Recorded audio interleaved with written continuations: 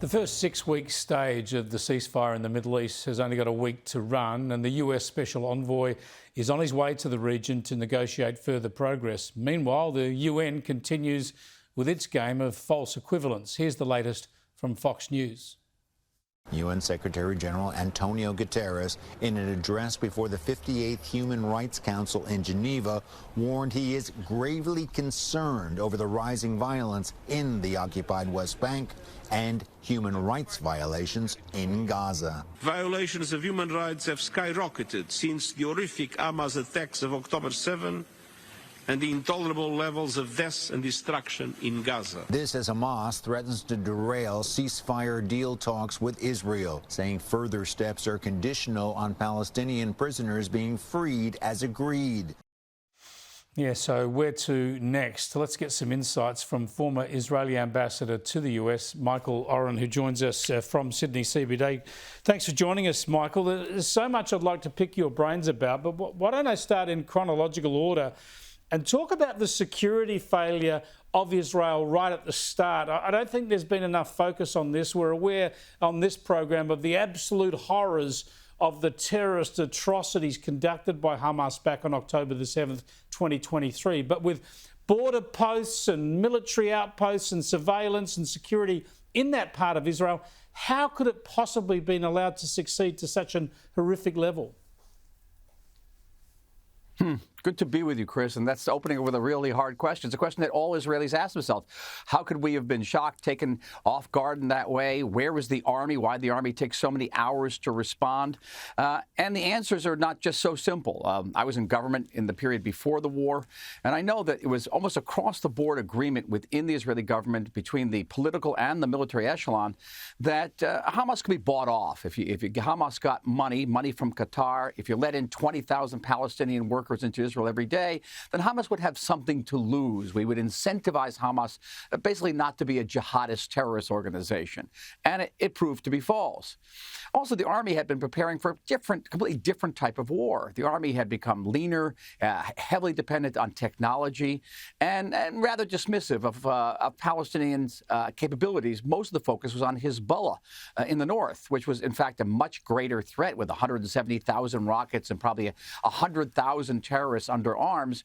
Hamas didn't seem to be that competent. So people just all the time underestimated Hamas's viciousness, the fact that it didn't care about getting money, it didn't care about the safety and well-being of these Palestinian workers, was willing basically to just devastate the Gaza Strip in order to kill, rape, burn, behead, and capture Jews. That is the bottom line, Chris. And we've had to learn a very, very painful lesson.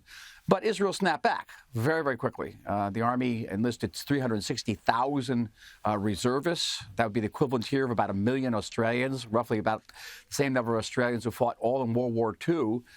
They were enlisted within a week, and they went out to fight.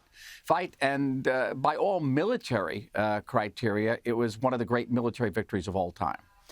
Yeah, now let's talk about what's ensued from there, because you mentioned there Hamas as an Islamist jihadist outfit. And to me, this is a fundamental point that tends to lead to the contradictions and ignorance and hate speech we get around the world, because the anti-Israel protesters and the pro-Palestinian protesters, if you like, continually try to portray Hamas as some sort of legitimate liberation force for the Palestinian people, when it's not, is it? It's an Islamist extremist jihadist outfit, has been since the get-go, and tends to use the plight of the Palestinian people to achieve that goal, to follow that lead. Explain the difference to us and what it means. Well, the word Palestine doesn't even appear in the name Hamas. Hamas is an Arabic acronym for the Islamic Liberation Movement. It's to transform Palestine, as they see it, into an Islamic state, and then that Islamic state will expand across the Middle East, and then from the Middle East it will encompass the entire globe and recreate a medieval Islamic kingdom under a caliphate. And in that way, Hamas is no different than ISIS, no different than Al-Qaeda, no different than the Muslim Brotherhood. Hamas is actually an offshoot of the Muslim Brotherhood. It's not so much an ideology, Chris, as a theology. And so they are determined to destroy Israel, to kill its inhabitants. They are not in favor of a two-state solution. They reject the two-state solution. I've been involved in Israeli public affairs now for over 30 years. I started as an advisor to Yitzhak Rabin. I've been involved in the peace process. Every time we made any type of progress toward peace, Hamas came out and not only killed Israelis, it killed Palestinians. Any Palestinians in favor of peace was thrown off a rooftop by Hamas in Gaza and had his body dragged through the streets of Gaza with a motorcycle. That is Hamas.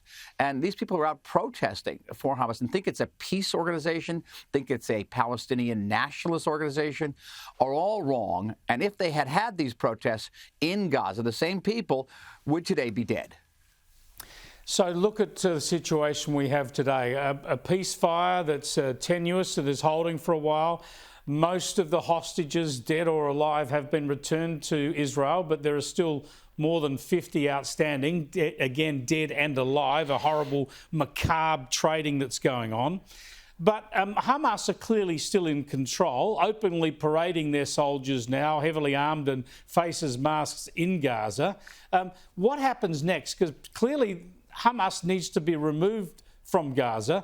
How can this peace be made permanent, and how can you also control Iran's influence over all of this? All excellent questions. Thank you, Chris. In fact, the matter is there are a number of day-after scenarios. There's an Egyptian-Saudi proposal. You've all heard about the Trump proposal about transforming Gaza into a Mediterranean Riviera. They all sound very good on paper. The fact of the matter is nothing can happen in Gaza for the reconstruction of Gaza, the transformation of Gaza into a peaceful area, a peaceful neighbor for the state of Israel, as long as Hamas is there and as long as Hamas has the guns. Israel killed about 20,000 terrorists during this war. 10,000 are still there. You see them in these pictures. They still have the guns, and they still have our hostages. About 30 hostages we believe are left alive. We have to get them back. I'm willing to pay a very steep price to get them back. But at the end of the day, nothing will happen with Gaza as long as Hamas is there and not demilitarized. And frankly, there's only one way to demilitarize Hamas, and that's through the Israeli army. But the ultimate criteria for transforming Gaza into a peaceful area is by addressing the Iranian threat, because Iran is responsible for 99% of all the violence throughout the entire Middle East. They're the backer of Hezbollah, of the Houthis in Yemen, the Shiite militias in Iraq and Syria, and of course Hamas in Gaza.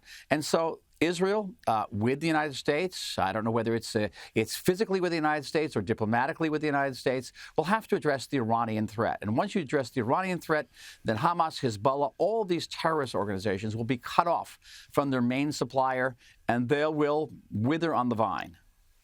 Yes, indeed. That's the big picture game for the US, Israel, and countries like Australia supporting it, hopefully. Thanks for joining us, Michael. Fantastic to get your analysis. Thank you, Chris. Thank you for having me.